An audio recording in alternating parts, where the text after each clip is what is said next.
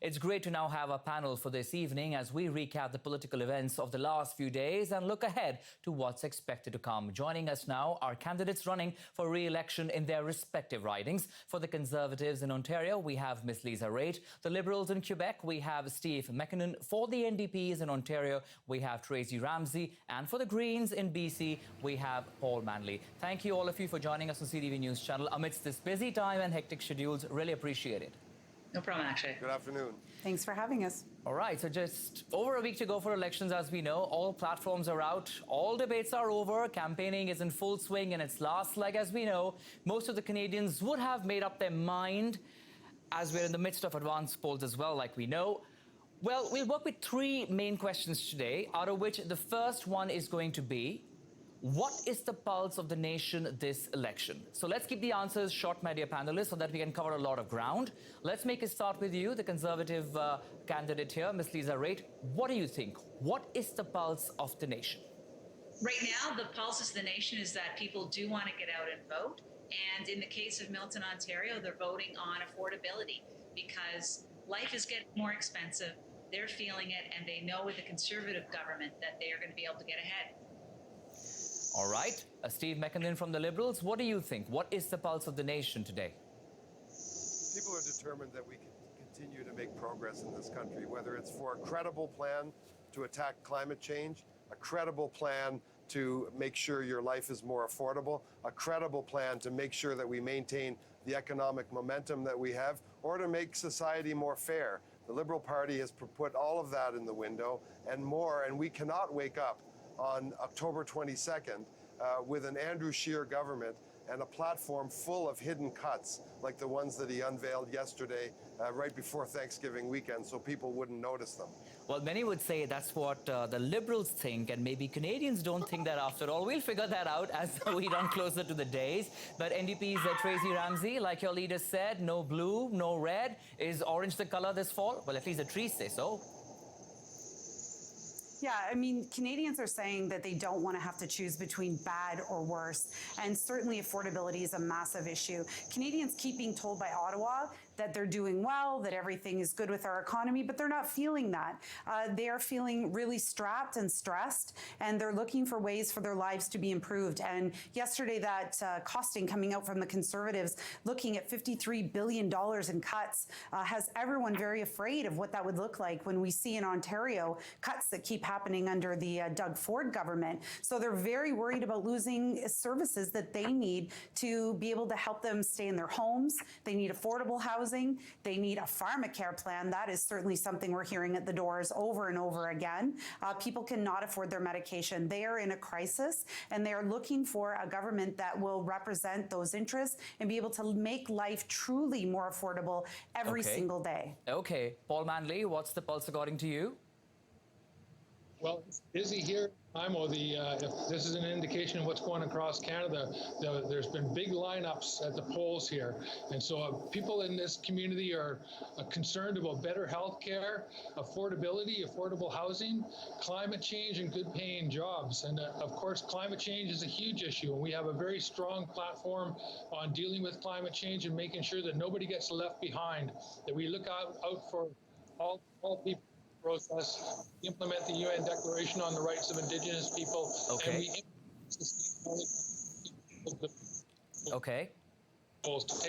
take care of the planet.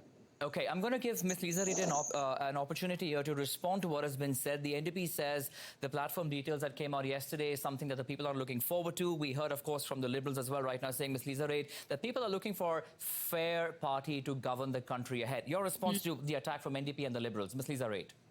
I would say this, that the fact that they're throwing up all of these fears about cuts shows that, number one, they haven't read the platform, and number two, they don't realize the fact that we are talking about cutting two things. We're talking about cutting foreign aid, and we're talking about cutting corporate welfare so that we can make sure that Canadians are getting ahead. And you're going to hear in the next 5 days over the campaign, Andrew Scheer talking about what we would do in the first 100 days of a Conservative government. We're laying it all out. You'll get to see exactly what we plan on doing. And that's quite opposite from what we had happen with the Liberals, where they made a lot of promises, which they quickly decided to go back on. Okay, quick response there from Steve on what the Liberals, Conservatives have to say. Steve, go ahead. It is written black on white, $53 billion of cuts. Look, the choice is very clear in this election.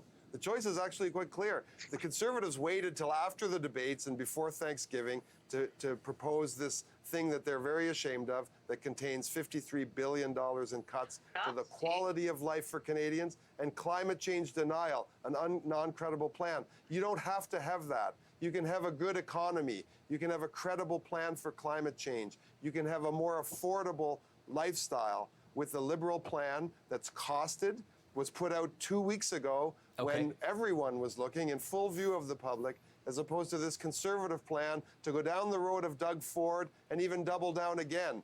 Fire public servants, end programs, and if you want public transit in your community,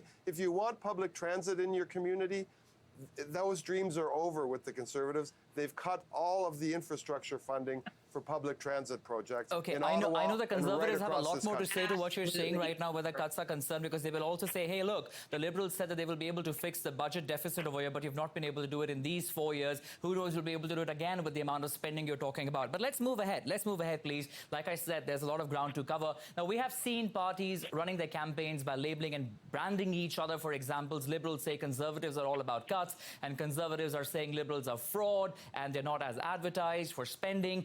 NDP is insisting time for alternative, and Canadians will win if they vote for Jagmeet Singh. Greens, of course, speak of sustainable and prosperous future.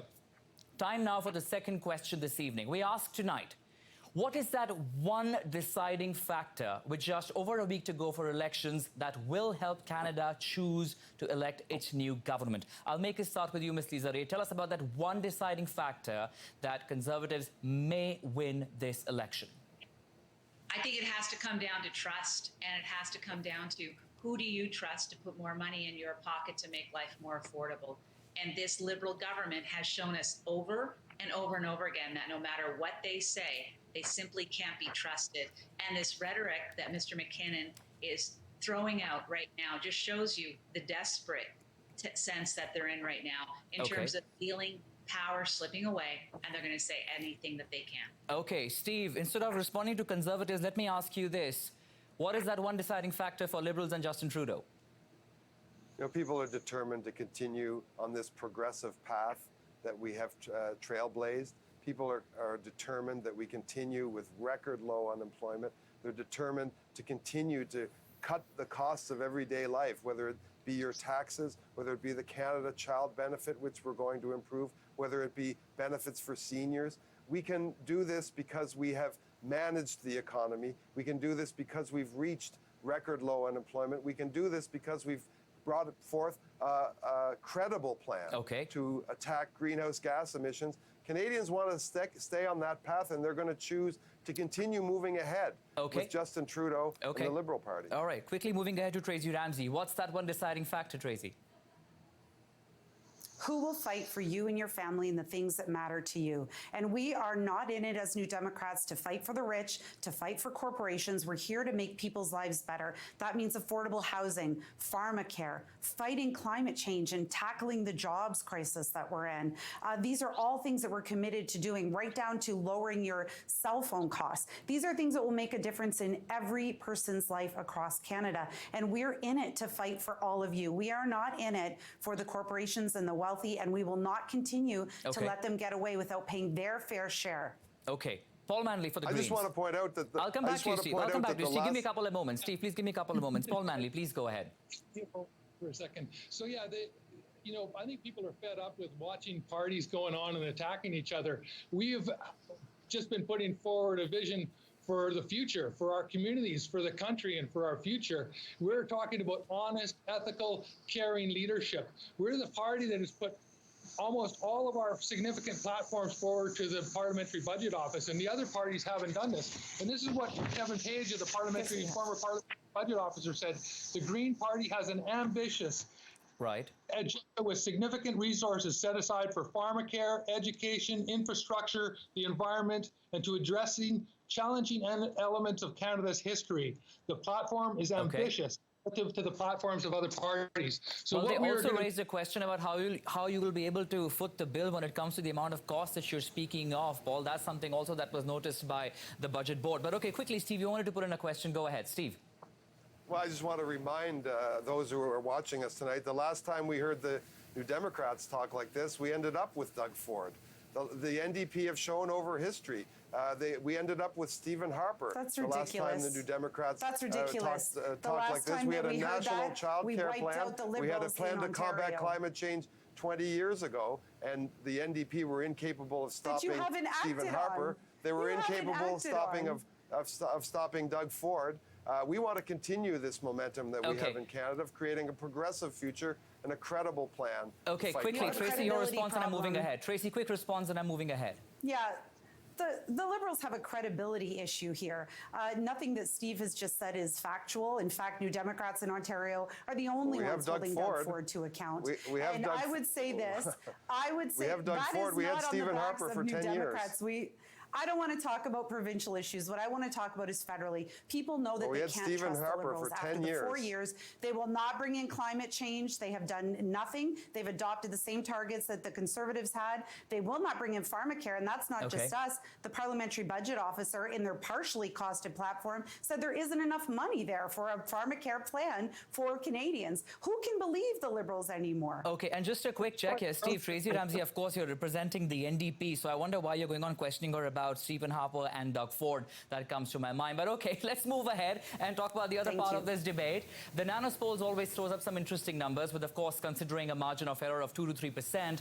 But even despite that, there is no clear front-runner to form a majority government. Will anyone be able to cross the magic number of 170 seats is the question. So the question I'm asking today, with a dip in both the Liberals and the Conservatives last few days and almost a 3% rise for the NDP, the question is, are we prepared for a minority government? And if there is that scenario, which party will support which party to be able to pass policies and legislations? Ms. Lisa Raitt, if this situation arises and there is a minority government, what is the plan of action? Well, what you've seen in the past, quite frankly, Akshay, is that it has been Conservative governments that have been able to work in minority situations quite effectively, both in 2006 and 2008 during the Great Recession. But I would say this, Conservatives are not playing for a minority government. We're playing for a majority. We are working so hard this weekend getting out our vote. Our vote is solid, it's stable, and it is motivated. And we're going to get them out, and we're going to look forward to what's going to happen on October 21st. Okay, Steve McKinnon, will the Liberals under Trudeau be prepared for a minority government if that's the situation? And who will you turn to? Look, I'm not going to get into any hypothetical speculation. What I will say is this, is that the Liberal Party has a solid progressive agenda, an agenda to combat climate change, an agenda to maintain our economic momentum, and to continue Canada on its path forward. We're going to continue going down that path. We're very, very confident. You know, the leader is traversing the country, and he's in all sorts of ridings held by other parties than the Liberal Party. We're aiming to continue persuading Canadians right up to the 11th but Steve, things stand hour. very different for the Liberals now as they were 4 years ago. A lot has changed under the Trudeau government. While, of course, you harp about the progress you've made, there are also questions that still remain unanswered. There are promises that are unanswered. So that's why I ask you, if you had to turn to someone, who would it be? Look, the experts have opined and shown that Justin Trudeau has kept well nigh 92% of commitments. We have a very solid record that we're running on. We are very, very proud of our achievements, but we've proposed some landmark commitments to Canadians, things that we want to continue working on to make sure we maintain this prosperity. I'm not going to get into hypotheticals about what the next I'm only parliament going might based look on like. the numbers we have, Steve, and unfortunately, we're we don't gunning even see any party crossing more than 40% at the moment. It's always been so sticky between 35 to 38, right now 33, 34. Tracy Ramsey, your leader has made it clear that you won't be supporting the Conservatives, but with the priorities laid out yesterday, can you actually see yourself joining hands with the Liberals, Tracy? Well, first of all, I want to say that we're so excited about this rising that we're seeing of the party, and obviously the popularity of our leader, Jagmeet Singh. We have put on display for Canadians what our plan is for them, where we believe that we can make a difference in their lives, and Canadians are responding positively to that. We want to have a positive government. We want to talk about the things we can do for Canadians and not get mired down in these choices of who will be worse or bad for Canadians. Okay. We're really hopeful at this moment in time, and we have laid out the things that are our priorities to us: pharmacare, climate change, affordable housing. These things are key pieces that are so important for Canadians, Sure. the things that we want for Canadians, and we will continue to fight Okay. regardless of what October 21st looks like. Those are our priorities. Okay, so you will go on priorities. Okay, Paul Manley, you're looking at upping those numbers this election, I'm sure. So who will you support eventually with their policies? Because Elizabeth May has also been very critical of both Trudeau and Andrew Scheer. Well, I'm not going to speculate at this moment, but this hyper-partisan attack and style of politics, we see this in the House of Commons as well, and this is why things don't work very well. Elizabeth May has proven what a Green MP can do working across party lines. She's been voted the hardest working and most effective MP, and I intend to try to beat her for that record, but I know there's going to be other Green MPs there vying for that record as well. The way we're going to get things done in Parliament is by working across party lines in a way that is not hyper-partisan, and we're going to bring honest, caring, and ethical leadership to the House of Commons, no heckling, Okay.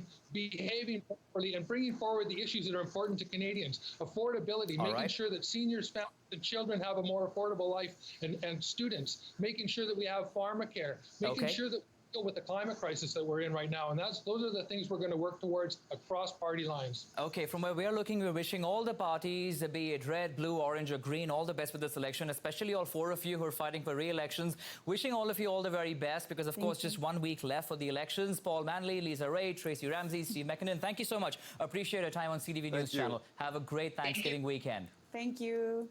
Good weekend.